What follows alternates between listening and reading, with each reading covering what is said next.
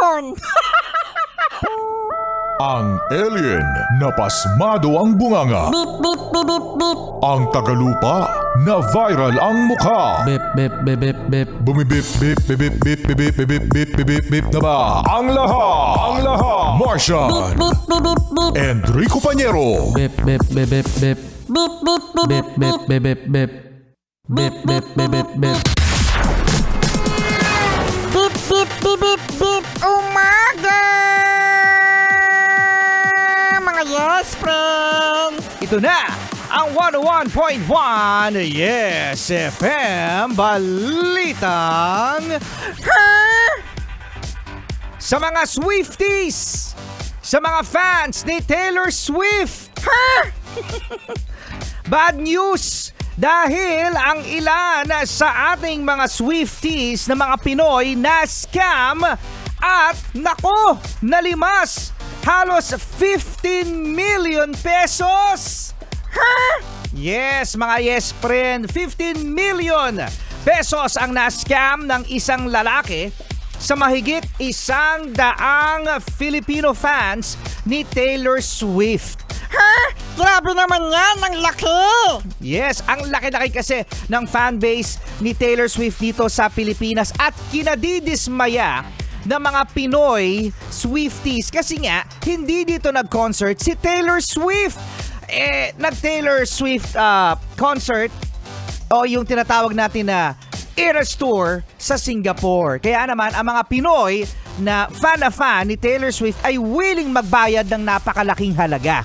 At eto na nga mga yes friend, nakakita sila ng isang Swifties group online at doon bumili ng ticket. Bakit naman sila doon bumili ng ticket, Rico Pañero? Kasi ang bilis daw maubos at mabili ang ticket para sa concert na ito ni Taylor Swift. Kaya ayun, doon na lang sila sa online bumili para mapabilis. Anyari? Ayun. Di mabilis din yung scam. Yes, kaya naman yung mga nag-ipon, yung mga estudyante na pagpapaaral nila napunta doon mismo sa ticket. Meron din ang isang celebrity, mga yes pre na si Sofia Pablo, ang na-scam dito sa isang lalaki na nakakuha ng 15 million pesos. Grabe, no, mga yes pre, no? Kaya nga sabi ng ibang mga netizen, no, sana yung scammer hindi makapunta ng Eras Tour, kung hindi makapunta sa Rehas Tour. sa Rehas Tour na lang daw, ano. Tapos manood na lang daw kay Taylor Swift.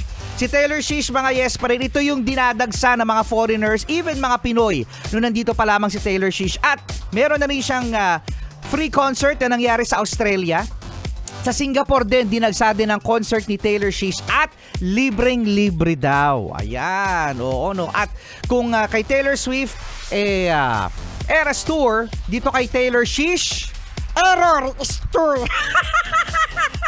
Error Tour. Error Tour. Ayan, no. Pero sabi nga mga yes friend, kung talagang gustong-gusto mo makita si Taylor Swift, at mapakinggan, syempre gagastos at gagastos ka. At kung wala ka namang panggastos, mga yes friend, mag-sound trip na lang tayo ng mga kanta ni Taylor Swift dito sa Yes FM. Heto na ang Love Story. Taylor Swift yun eh. I close my eyes and the